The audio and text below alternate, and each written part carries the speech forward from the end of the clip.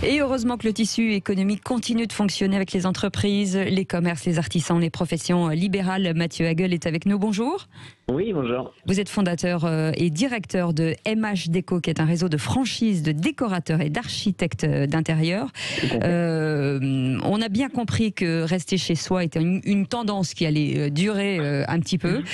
D'où l'importance de s'y sentir bien, Mathieu Hagel. Oui, mais c'est ça. Aujourd'hui, on va dire que par rapport au tissu économique et tout ce qui se passe, on fait partie des métiers un peu privilégiés dans l'architecture ou dans le bâtiment, puisque les gens sont cloîtrés, je dirais, chez eux avec le home office et ont besoin de s'y sentir de mieux en mieux. Donc, font plus appel encore à un décorateur ou un architecte d'intérieur qui pouvait le faire par le passé. Donc, ils sont motivés justement pour prendre soin de leur habitat. On sait que beaucoup de Français ont fait des économies, donc ils le dépensent en tout cas pour leur confort à l'intérieur de chez eux. Ouais, mais ça a toujours été une tendance, je dirais, depuis l'arrivée des émissions déco sur toutes les chaînes de télé. Effectivement, ouais. il y a eu déjà un engouement qui se fait, qui ne fait que croître d'année en année.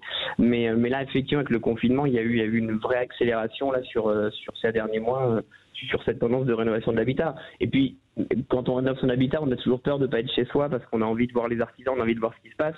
Et finalement, le fait d'être en home office et chez soi va nous permettre de nous rassurer. Donc les gens profitent de ce moment-là pour passer le cap. Ils sont chez eux. C'est doublement intéressant. Alors, on a toujours l'impression que les services d'un architecte d'intérieur sont financièrement, sont pas vraiment accessibles à tous. Est-ce qu'aujourd'hui, on peut rassurer en disant qu'effectivement, c'est pour toutes les bourses ? C'est pour toutes les bourses. En réalité, on va se voiler la face, c'est un budget. Mais en fait, il faut le relativiser par rapport au coût global des travaux. Quand vous faites appel à un architecte d'intérieur, ça veut dire que vous allez entamer une certaine somme dans les travaux. Et généralement, un archi va coûter entre 10 et 15% du montant global des travaux. Donc, ça reste une somme, parce qu'on ne peut pas dire que ce n'est pas cher, ça reste une somme, mais relativement dans un budget global de travaux, finalement, effectivement, ça reste accessible. En tout cas, c'est très encadré. Alors, après, ça a des avantages. C'est une réglementation de la maison respectée. Ça apporte une plus-value au logement.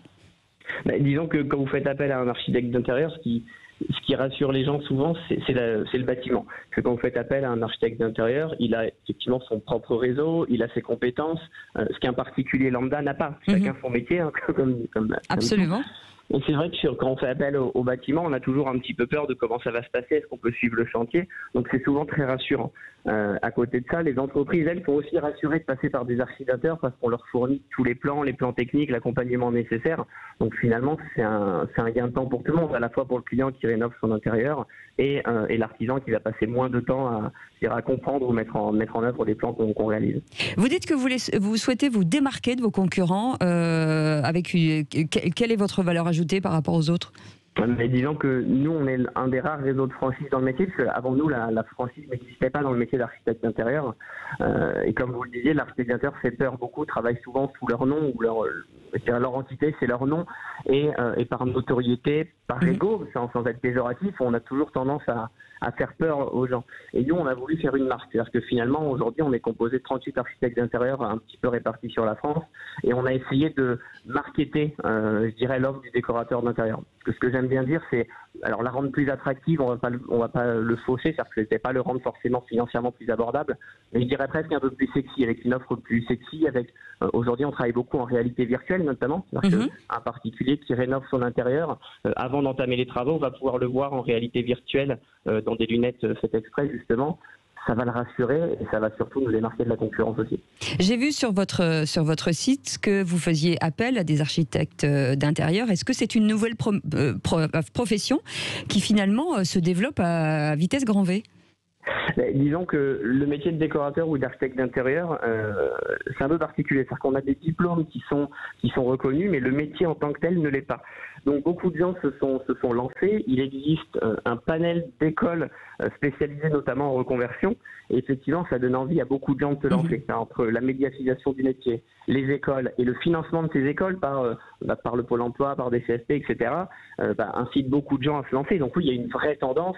Et nous, aujourd'hui, sous le réseau de franchise, franchise, on le constate, c'est-à-dire qu'on recrute énormément d'architectes d'intérieur, mais la majorité sont des gens qui sont en réalité en reconversion professionnelle. D'accord, très bien. En tout cas, voilà, ça s'appelle MH Déco, donc vous pouvez y aller si vous voulez refaire votre intérieur. Merci beaucoup Mathieu Hagel d'avoir été avec nous, fondateur et directeur de MH Déco, réseau de franchise de décorateurs et d'architectes d'intérieur.